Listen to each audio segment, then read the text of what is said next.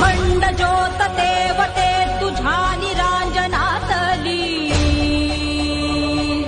अपार भाव भक्तीने तुझीच मूर्त पूजिली त्रिशूल खड्ग घेऊनी विनाशण्या असुर ये बनून रौद्र कामिनी प्रकाशण्या तिमिर ये प्रतीक नारी शक्तीचे वैष्णवी महेश्वरी तुझाच अंश राहू दे सदैव माझ्या अंतरी आई अंबे